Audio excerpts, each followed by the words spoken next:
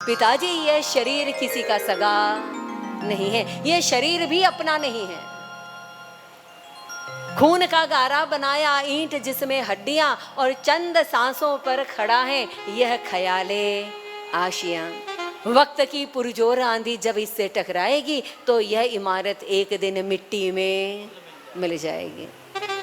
पिताजी, यह शरीर भी हमारा सगा नहीं है, इसलिए इस शरीर को मेरा है ये कहना छोड़ दो। कितना मुश्किल काम है, जरा सोचो। ये मेरा, ये मेरा, ये मेरा, सबसे ज्यादा हम इस शरीर के साथ जुड़े हुए हैं और अध्यात्म जगत का सिरमौर है सर्वोपरि ज्ञान। शरीर मेरा नहीं है और मैं शरीर नहीं हूं। पर बेटा, ये इतना आसान बोलने से थोड़ी छूट जाएगा। मैंने बोल दिया, आप मान थोड़ी लोगे।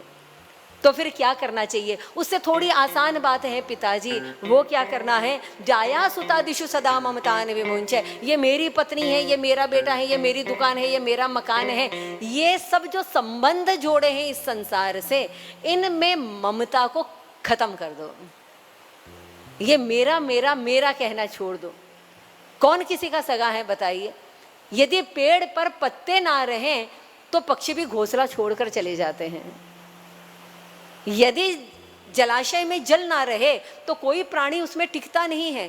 इस संसार में हम सब मिले हैं, राह में उनसे मुलाकात हो गई, बस जिससे डरते थे वही बात होगी। जब ये गीत आया ना तो मैं इसे बहुत गाती थी, तो किसी को लगता था मेरा बहुत फेवरेट है, इसलिए शायद मैं इसे बार बार गाती हूँ। पर यह जीवन का कितना बड़ा सत्य है कि संसार के सफर में आप और हम मिले हैं। कोई गुरु बन गया, कोई शिष्य बन गया, कोई माता बन गया, कोई पिता बन गया, पर मरने वाले के साथ कोई मरकर तो दिखा दे। अच्छा, हमारे गुरुजी मर गए तो चलो हम भी इनके साथ करके दिखा देना। चलो विश्वकर्मा जी, सबसे पहले विश्वकर्मा जी वो पुष्कर के आश्रम में गुरुमा की समाधि बनाएंगे, और कुछ बनाए ना बनाए।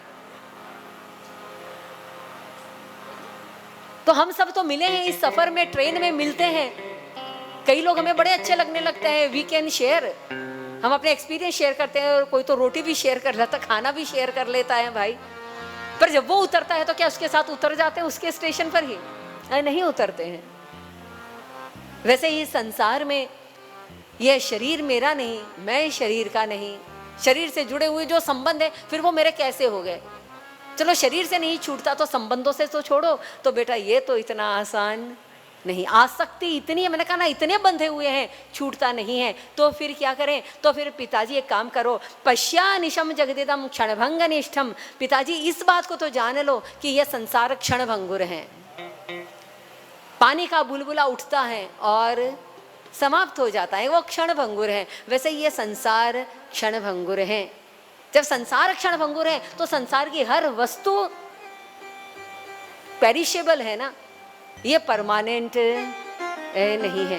और जब ये परमानेंट ही नहीं है, मेरे साथ रहने ही वाली नहीं है, तो फिर क्यों इससे इतनी प्रीति? बड़ा तो वैराग्य आ जाए। जो मेरा हो है ही नहीं, होने वाला ही नहीं, रहने वाला ही नहीं, उससे क्यों तो प्रेम करना है? तो वैराग्य आ जाए। पिताजी, वैराग्य राग रसिको भुवि भावुकाः।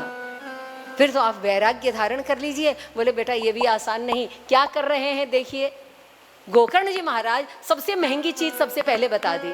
वो नहीं होता तो उससे सस्ती, अच्छा वो भी नहीं होता तो उससे सस्ती।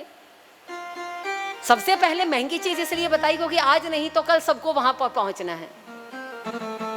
आज तुम्हारी जेब में पैसा नहीं है तो 50 रुपए की साड़ी खरीदोगे, पर 5000 की देख कर तो जाओ, जिस दिन जेब में आएगा तो। और ये कथा सुनते सुनते ये जेब इतनी भर जाएगी कि आप उस स्थिति तक पहुंच जाओ जब आप अनुभव कर लो कि ये शरीर मेरा नहीं है, ये शरीर मैं नहीं हूं। और मैं तो कहती हूँ कुछ मत करो, ना योग करो ना ध्यान करो, सिर्फ कथा सुनो। कथा सुनते सुनते ये हो जाएगा, जीवन का सत्य समझ में आ जाएगा, अपना सत्य समझ में आ जाएगा।